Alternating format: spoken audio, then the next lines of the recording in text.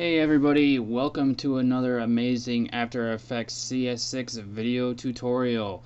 This is Buddy Blackford on the new Boston, and today we're going to go over compositions, how to make a composition, and talk a little bit about composition settings.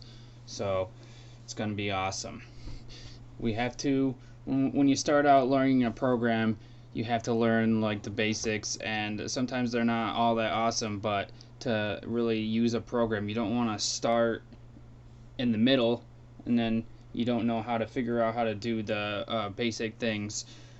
I'm saying this from experience. I started out trying to make awesome things at first, realized I didn't really know how to use the program and couldn't really follow what was going on. So it's great to start out and learn from the beginning, not just jump in. You wouldn't want to jump into a video game in the middle of the video game. So, and it's just an example, no more lecture, whatever. So we'll start off by I'll show you how to create a new composition.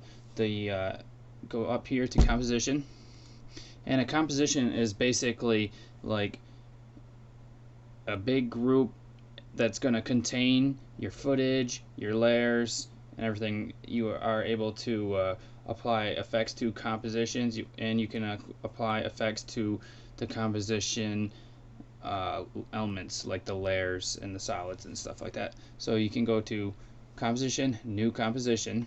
The hotkey is Control N, and this will pop up. You have the basic tab here, and then you have the advanced tab. I almost never use the advanced tab. I actually haven't ever used it. So, but we'll cover the advanced tab at another point in time, in case you ever need to. Right now, most of the time, everybody is going to want you to use either this HDTV preset or another HDTV like a 720p. But I always stick with HDTV 1080. Because you can always cut the resolution in half to get 720p. Anytime you try to up the resolution, it's gonna look blurry and crappy. So anytime you start out at the top, you can always cut down and it'll still look fine. Trying to go up is bad. There's also a couple resolutions or presets that are getting a little bit outdated. The NTSC, which is about 480, and that's basically like your old tube TVs used to have NTSC, or maybe your local news channel where like the video quality on it isn't that good. That's probably NTSC. It's not HD. There's also actually the NTSC is used in the Americas mostly, and I think like Brazil doesn't use it. Maybe they're changing into it. I don't know. I don't live in Brazil, but I do have a friend that lives in Brazil, and he's pretty good at what he does. NTSC stands for National Television System Committee. Just a fun fact. No one will ever ask you that, and you don't even really need to know it. It's just something to throw out there. PAL is what they used to use in mainly like Europe and Asia and Africa. It's 560i. And that's basically fading out also. So basically I would stick with HDTV.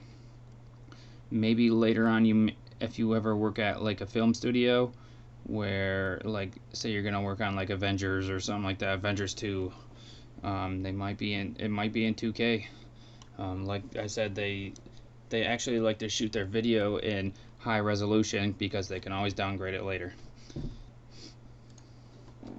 So preset 1080 29.97. Actually, we'll go with 24 because most HDTV is 24 now, and that always seems to work. That's also less frames that you need to work with. So stick with HDTV 1080 24 for now. Keep this at square pixels. It's the gives you the 16.9 aspect ratio, which is what you always really want. And anytime you don't want to use a preset, you can also manually type in these. So someone has a wacky like 985 or something like that. If someone has like a wacky custom maybe you need to make like a banner on the side of a website, and it's got different dimensions on it, a different resolution. You can add in your own custom, but there is a web banner, but I mean, they're not always going to be the same.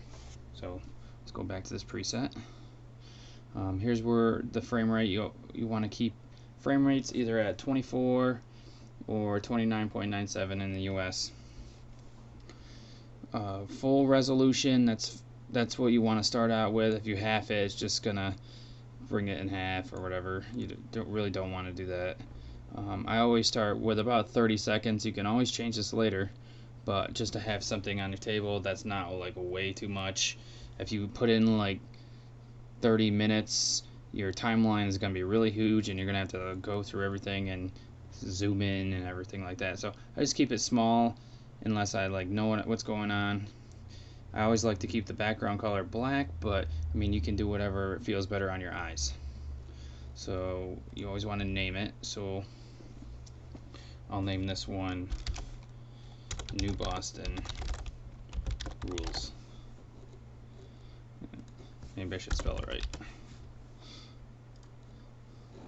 And that creates this is your comp. It's kind of like your canvas.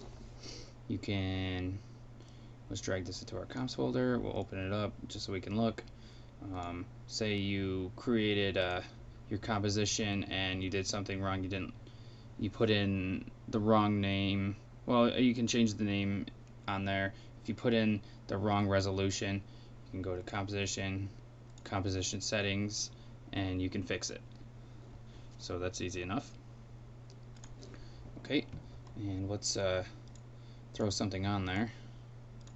Got this image again. You can just take it and drag it over, and it puts it within the composition. So I mean, you would want something to fill the background, so we'll just throw something in there as a background, because when you render this out, it's just going to be all black. Just throw this in there for now. Put this picture on top in the layers, and you can see that the composition holds these different effects. So let's throw an effect in there. We'll throw a blur. It's the easiest one to throw in there. Where's the fast blur? We'll put on Bucky here. Move this back to where it's supposed to be. And let's blur him. Yep. This is just messing around. So use this panel on the top, or this slider on the top here. You can get back to your project panel. So there's that. I'm going to take the blur off because it's annoying me. So we'll go back to the effect. But I just wanted to show you how you get to put effects on things within a composition. You can also bring up the composition itself and put different effects on that if you throw the composition within another composition. So that stuff will become more clear once we do more projects. Just keep that in the back of your mind. Another way to make a composition, and this is my favorite way, if I know that I'm going to be working on video footage, I'll have the video already made from the camera, and you can take it and bring it in over top on this button right here, down here, and it will create your composition with the same aspect ratio and same resolution that you have on the video. So this is a video I made a while ago, and basically just something we made for the company I used to work for. And those are the two ways you can make your composition. In the next tutorial, we'll be talking a little bit more about the composition panel and what these buttons down here mean, and anything else that I can think of. Alright, well, thanks for watching this one. Have a good one.